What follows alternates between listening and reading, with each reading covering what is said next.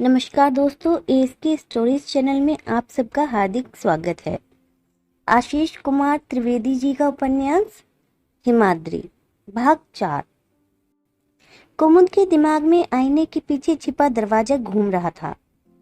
पड़ी हुई रोमांचकारी कहानियां उसे प्रेरित कर रही थी कि वह जल्द से जल्द दरवाजे के रहस्य का पता लगाए।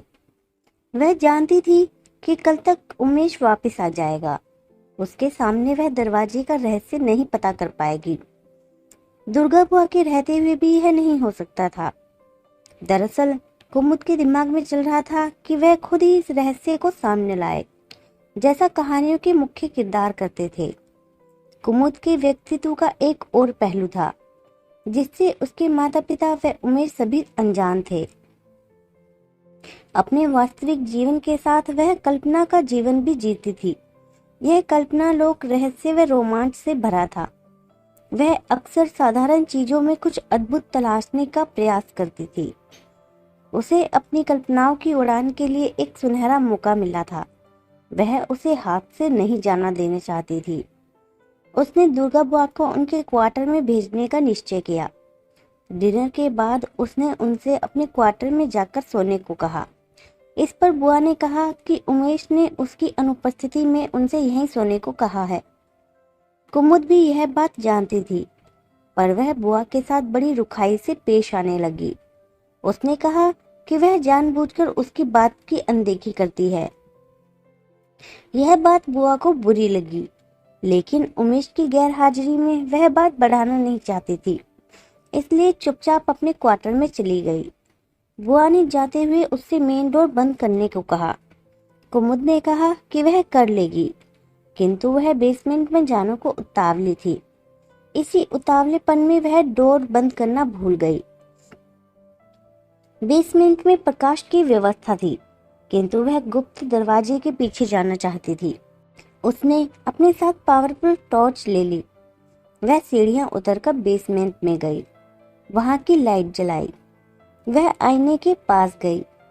टॉर्च की रोशनी में वह उसके पीछे देखने लगी। उसने देखा कि आईना एक बड़े से हुक के सहारे लटका है। कुमुद ने टॉर्च को वहीं पास पड़ी एक रैक पर रख दिया। दोनों हाथों से पूरी ताकत लगाकर वह आईने को हुक से उतारने की कोशिश करने लगी। बड़ी मशक्कत के बाद वह आईने को हुक से उतारने में सफल हो गई।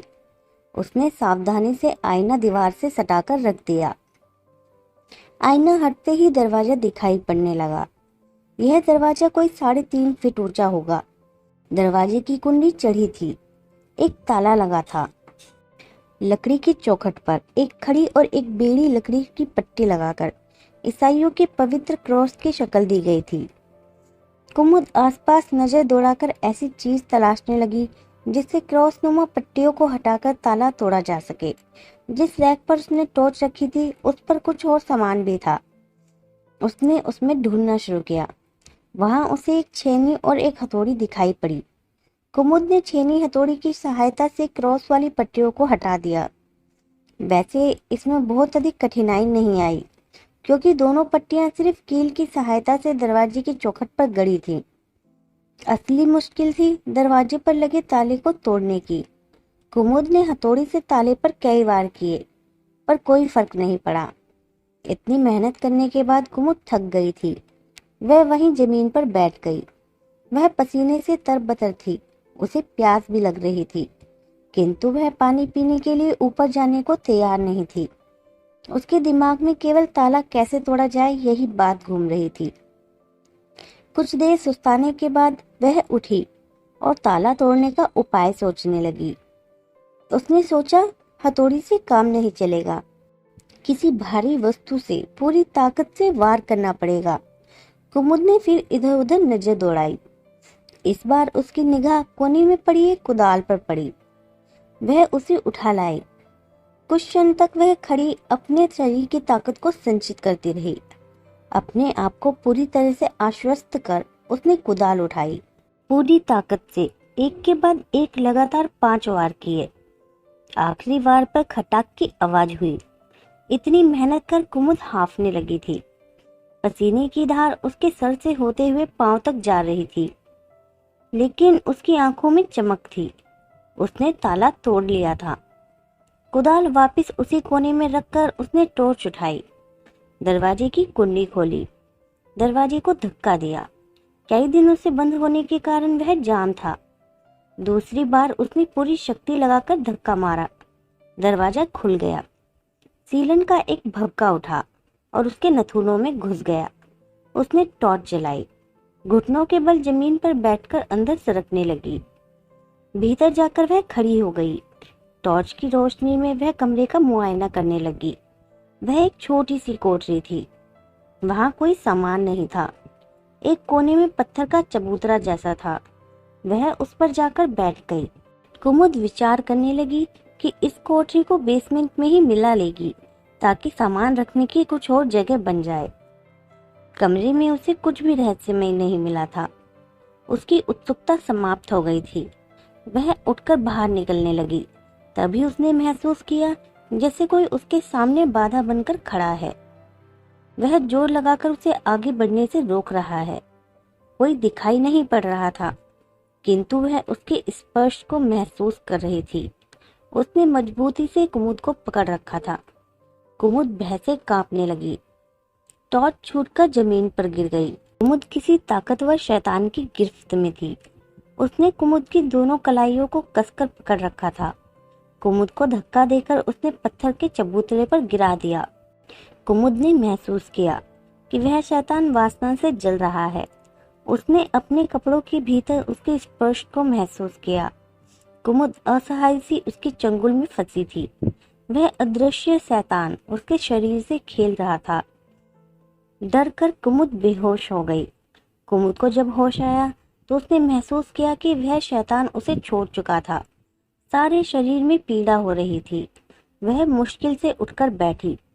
जमीन पर पड़ी टॉर्च जल रही थी, जिसके कारण सामने की दीवार पर रोशनी का एक अर्धवृत्त बना था।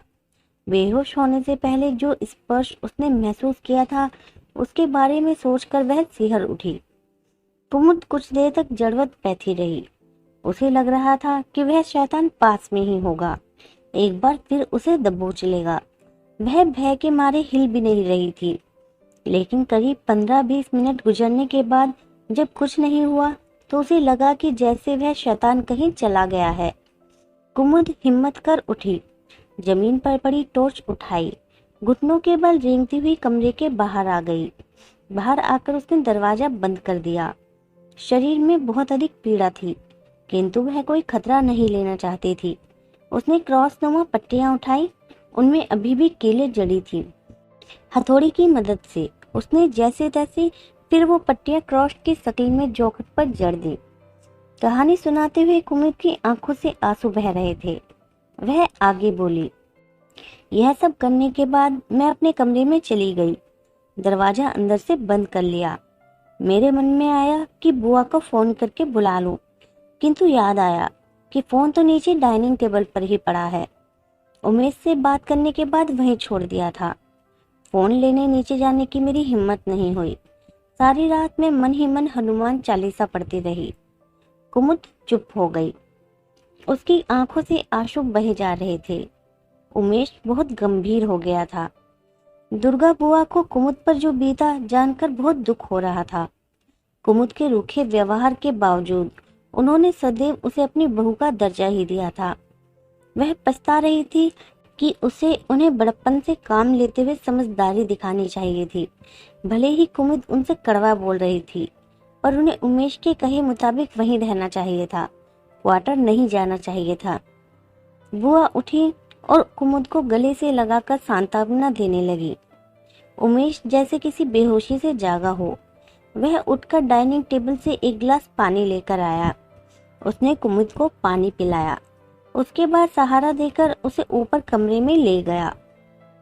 आगे की कहानी अगले भाग में।